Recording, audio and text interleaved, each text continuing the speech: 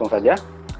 Saya di sini sebagai coach dan Ibu Maina sebagai coachee, Ibu Riosa sebagai observer. Dan saya di sini dapat pada kasus 3, yang dimana ada kasus seperti ini. Rekan Anda bercerita jika dia baru saja mendapatkan teguran dari kepala sekolah yang menerima laporan dari pengawas sekolah yang melakukan supervisi saat ia mengajar. Jadi pengawas sekolah yang melakukan supervisi tampak keberatan ketika rekan Anda mengajar tanpa buku teks. Rekan Anda mengajar dengan memanfaatkan sumber belajar lainnya. Ketika diingatkan pengawas tersebut, rekan Anda menyampaikan jika ia tetap mengacu pada kurikulum walaupun tidak menggunakan buku teks. Pengawas tersebut tampaknya tersinggung dan memberikan laporan tentang hal itu kepada kepala sekolah. Bagaimana Anda menyikapinya?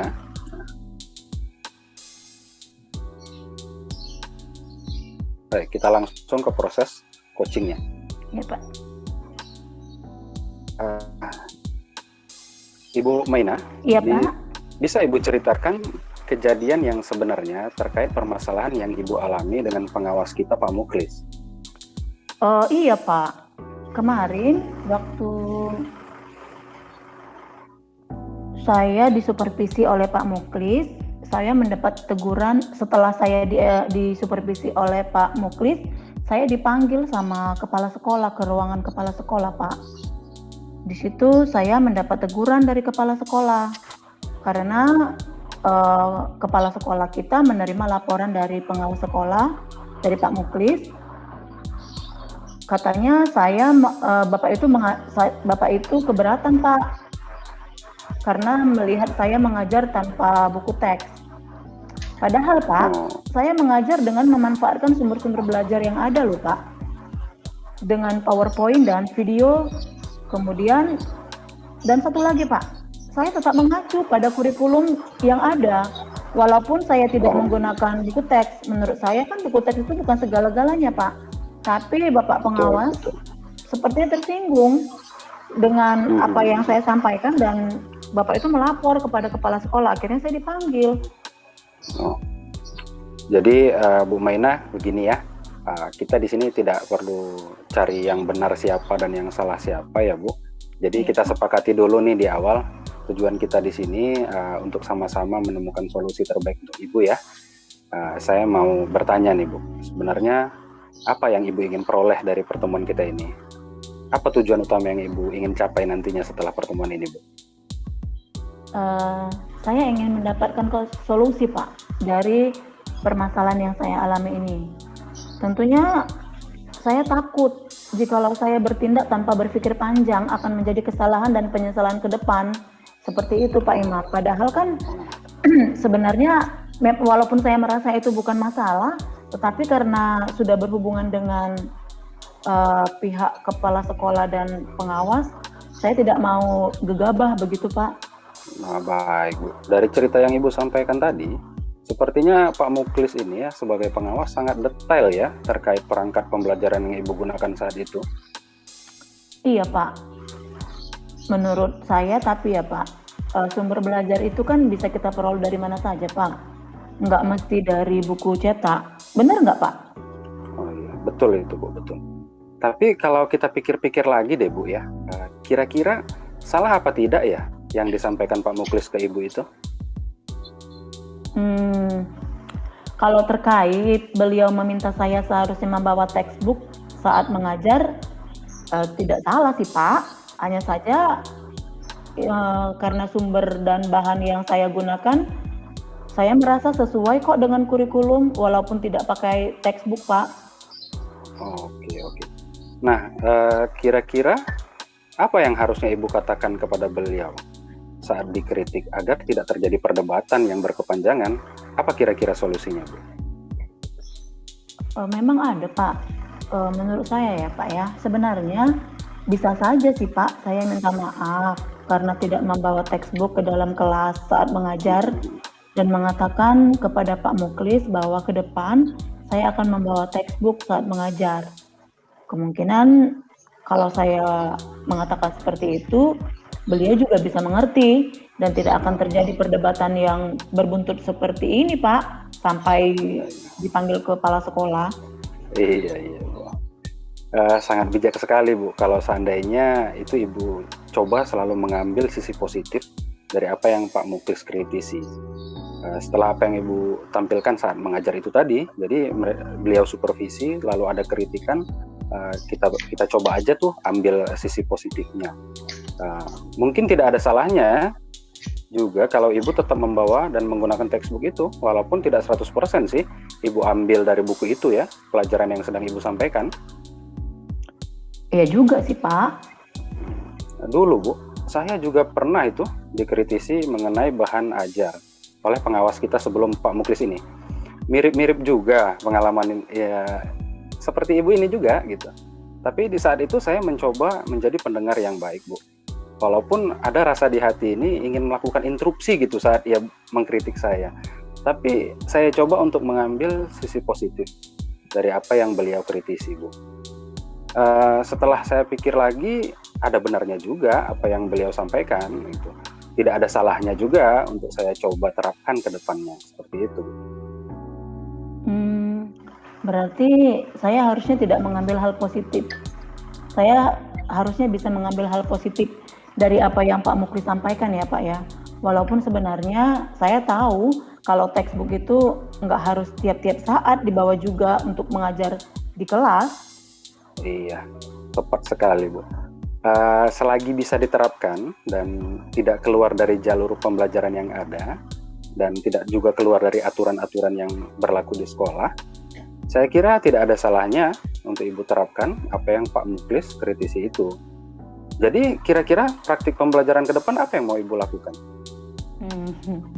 Kayaknya saya harus membiasakan bawa buku cetak setiap kelas deh, Pak, mulai besok. Mau 100% digunakan atau tidak, sepertinya akan saya bawa terus saat mengajar, Pak. Nah, boleh juga itu, Bu. Kalau bisa konsisten diterapkan nanti, jadi ketika waktu supervisi lagi, Pak Muklis juga akan melihat ada perubahan dan improvement dari cara mengajar Ibu di kelas. Lalu, apalagi kira-kira yang mau Ibu lakukan? Iya, Pak. Saya akan berusaha mencantumkan textbook dalam RPP saya agar saya selalu ingat membawanya ke dalam kelas.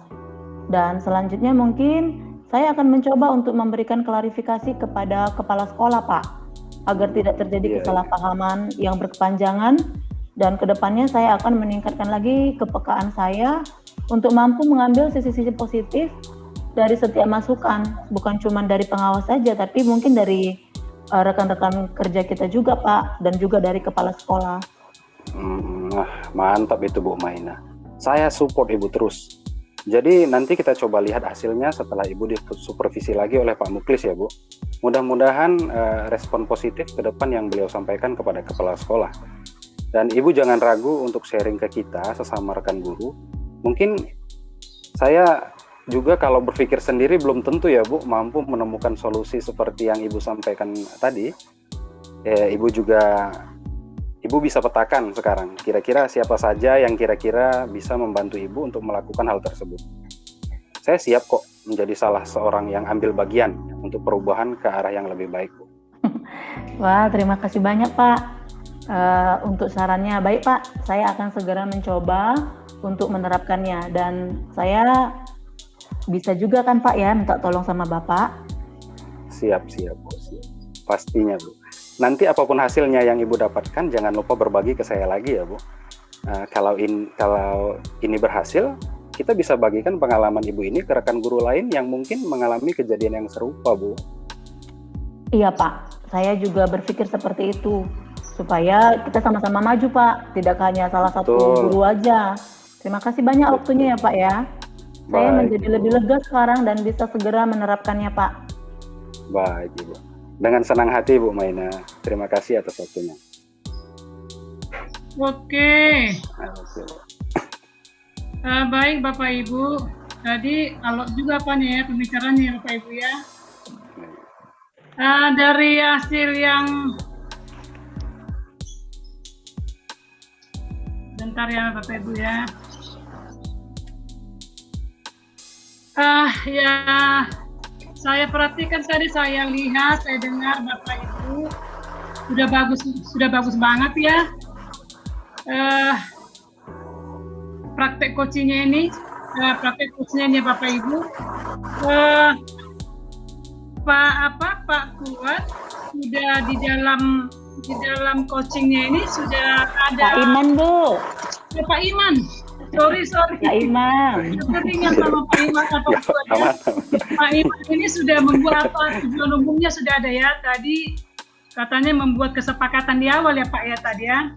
Apa yang akan dicapai dari hasil ini, dari hasil pertemuan ini ya kan? Nah ini kan internal sebuah ada tujuan yang disampaikan oleh Pak Iman. Yang kemudian identifikasi masalah ini bagus banget ini. Jadi banyak tadi pertanyaan-pertanyaan yang memandu ya supaya Ibu Maina itu mengenali masalah dia, mau menceritakan apa masalah Ibu Maina itu, ya kan Ibu ya? Gimana kan masalah Ibu tadi ada ketidaksesuaian pemikiran ya antara pengawas dengan Ibu. Ibu maunya sesuai dengan kurikulum tanpa harus menggunakan textbook. Sementara pengawasnya harus menggunakan textbook ya Bu ya. Nah itu tadi sudah diarahkan Pak Imam tadi ya untuk identifikasi masalah. Kemudian mengenai rencana aksi juga bagus. Tadi Pak Imam bertanya, nah kalau seperti ini masalahnya kira-kira apa ya Ibu Maina yang akan Ibu lakukan gitu kan, langkah yang akan Ibu ambil gitu kan. Ada banyak pertanyaan. Apa kira-kira praktik pembelajaran seperti tadi ya Pak Imam ya? Apa ya kira-kira praktik pembelajaran ke depan yang akan Ibu Maina lakukan ya kan? Nah di sini Ibu Maina juga ada ini istilahnya merubah sikap, dia mau mendengarkan apa yang Pak Imam arahkan tadi ya, supaya memang kita supaya tidak bentrok dengan pengawas, kita ikuti saja juga dia, tapi kita tetap juga mengikuti kurikulum ya, seperti itu kalau nggak salah ya Bapak Ibu ya. Kemudian tadi itu rencana aksi, kemudian di tanggung jawab ada komitmen tadi ya. Bahkan di komitmen ini saya lihat bahwa Ibu setelah minta maaf juga dia akan melakukan perubahan, dan bahkan hasil daripada perbicaraan antara Ibu Maina dengan pengawas itu akan dijadikan menjadi pengalaman ya Bapak Ibu ya di sekolah ya. Betul.